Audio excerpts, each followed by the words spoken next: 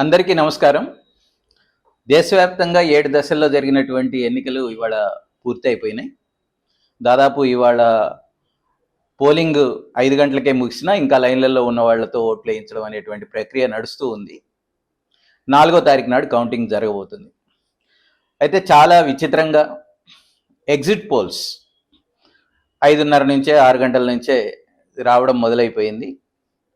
ఒక రకంగా ఉగాది రోజు జ్యోతిష్యులు లేదా పంచాంగకర్తలు వచ్చి రాజకీయ పార్టీల వారీగా వాళ్ళ ఆఫీసుల్లో కూర్చొని ఏ పార్టీకి ఎట్లా భవిష్యత్తు ఉండబోతుందో ఆ పార్టీకి అనుకూలంగా చెప్పినట్టే ఇవాళ టీవీ ఛానళ్ళన్నీ కూడా తమ తమ రాజకీయ వైఖరులకు అనుగుణంగానే ఎగ్జిట్ పోల్స్ని ప్రకటిస్తూ ఉన్నాయి.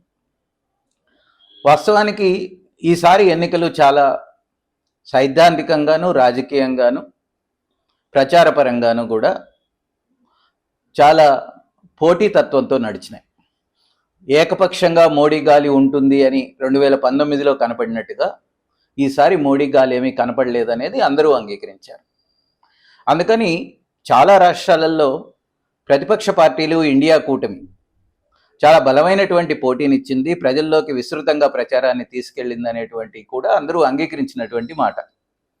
కానీ ఇవాళ ఎగ్జిట్ పోల్స్ విషయాలు చూస్తే ఒక రకంగా నేషనల్ మీడియాలో ఉండేటువంటి ఇంగ్లీష్ హిందీ ఛానల్స్ అన్నీ కూడా మళ్ళీ బీజేపీ డంకా బజాయించి అధికారంలోకి రాబోతుంది అనేటువంటి అంచనాలే ఇచ్చేసినాయి.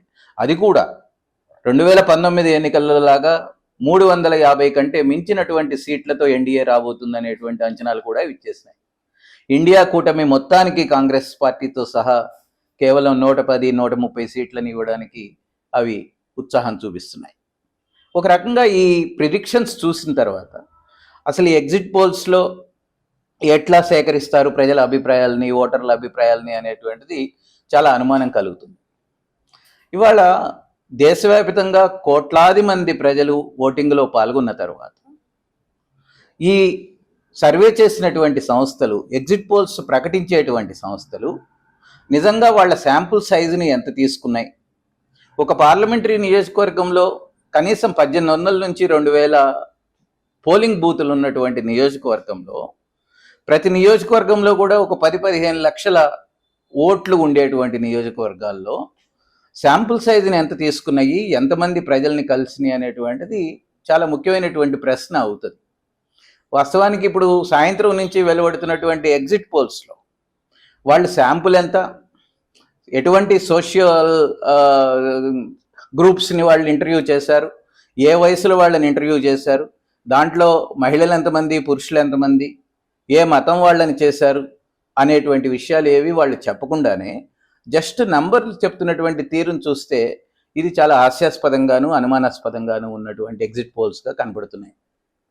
కొన్ని రాష్ట్రాలలో ఇండియా కూటమికి ఎక్కువ సీట్లు వచ్చినాయి అనేటువంటిది చెబుతున్నప్పటికీ కూడా మొత్తంగా ప్రిడిక్ట్ చేస్తున్నటువంటి విషయాల్లో జస్ట్ నంబర్స్ చెప్పడం ద్వారా ఒక మైండ్ గేమ్ నడుస్తుంది అనేటువంటిది అనిపించింది.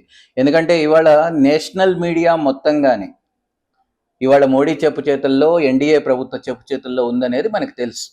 మొత్తం ఒక 100 ఛానళ్ళు ఉంటే కనీసం 90 ఛానళ్ళు 95 ఛానళ్ళు ఇవాళ మోడీని భజన చేస్తున్నటువంటి స్థితిని కూడా గత 5 ఏళ్లుగా చూసాము, 10 ఏళ్లుగా చూసాము. ఈ ఎన్నికల్లో కూడా అదే పరిణామాన్ని చూసాము. ఇప్పుడు అవే సంస్థలు మళ్ళీ పూనుకొని ఎగ్జిట్ పోల్స్ ప్రకటిస్తే దానికి ఎంత విశ్వసనీయత ఉంటుందనేది ఒక పెద్ద ప్రశ్న. ఎందుకంటే దేశవ్యాప్తంగా ప్రజల సమస్యలు చాలా కీలకంగా ముందుకు వచ్చినాయి ఈసారి. అది నిరుద్యోగం కావచ్చు, ధరల పెరుగుదల కావచ్చు, రైతులల్లో ఉండేటువంటి అసంతృప్తి కావచ్చు, లేదా దేశం మొత్తం మీద ఉండేటువంటి ఒక ప్రజాస్వామిక పాలన లేనటువంటి తీరు కావచ్చు, దళితుల మీద దాడులు కావచ్చు, ముస్లిం ప్రజల మీద విద్వేషాన్ని కలిగేటువంటి రాజకీయాలు కావచ్చు, లేదా రాజ్యాంగాన్నే మారుస్తామనేటువంటి ప్రచారం కావచ్చు, ఇవన్నీ కూడా చాలా పెద్ద ఎత్తున ప్రచారం జరిగినాయి. మోడీ తాను చాలా క్రింది స్థాయికి దిగజారిపోయి చేసినటువంటి ప్రసంగాలు కూడా ప్రజల్లో చర్చనీయాంశం అయినటువంటి పరిస్థితి ఉన్నది. ఉత్తర భారతదేశంలో కూడా చాలా రాష్ట్రాలలో బీహార్ కావచ్చు, లేదా ఉత్తరప్రదేశ్ కావచ్చు, లేదా రాజస్థాన్ కావచ్చు, మధ్యప్రదేశ్ కావచ్చు, ఇతర రాష్ట్రాల్లో కూడా గతం కంటే భిన్నంగా ఇండియా కూటమి చాలా బలమైనటువంటి పోటీ ఇచ్చినటువంటి విషయాన్ని మనం చూసాం. అట్లాగే మహారాష్ట్రలో కావచ్చు, తమిళనాడులో కావచ్చు, కేరళలో కావచ్చు, తెలంగాణలో కావచ్చు, ఇతర రాష్ట్రాల్లో కూడా ఒక బలమైనటువంటి పోటీని బీజేపీకి వ్యతిరేకంగా దక్షిణ భారతదేశం నిలబడింది కూడా చూసాం.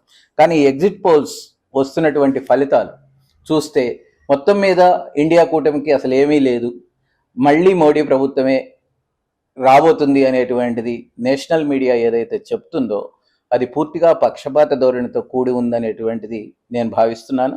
ఎందుకంటే సర్వే చేసినటువంటి పద్ధతి, వాళ్ళు పెట్టుకున్నటువంటి పారామీటర్స్ ఏమిటి అనేది ప్రజల ముందు స్పష్టంగా చెప్పకుండా కేవలం ఒక మైండ్ గేమ్తో చేస్తున్నటువంటి సర్వేలుగా వాటిని మనం చూడాల్సి ఉంటుందని మనం అనుకుంటున్నాం. రెండవ మాట, ఒకవేళ ఎగ్జిట్ పోల్స్కి దగ్గరగా ఎవరైనా అనుకోని ఫలితాలను ఊహించి రేపు 4వ తారీఖు కొన్ని ఫలితాలు వెలువడినా కూడా ఈ జరిగినటువంటి మొత్తం రాజకీయ పోరాటము, సైద్ధాంతిక పోరాటము, ప్రజలలో జరిగినటువంటి చర్చ ఎక్కడికి ఊరికే పోదు అనేటువంటిది ఒక మాట అయితే, రాబోయే కాలంలో మరింత ప్రమాదకరమైనటువంటి స్థితి నిజంగా ఈ ప్రిడిక్షన్స్ ప్రకారం బీజేపీ అధికారంలోకి వస్తే రాబోయే కాలంలో దేశం మరింత ప్రమాదకరమైనటువంటి పరిణామాల్లోకి దారితీస్తుంది అనేటువంటి హెచ్చరిక కూడా మనం దృష్టిలో పెట్టుకోవాల్సినటువంటి అవసరం ఉంది.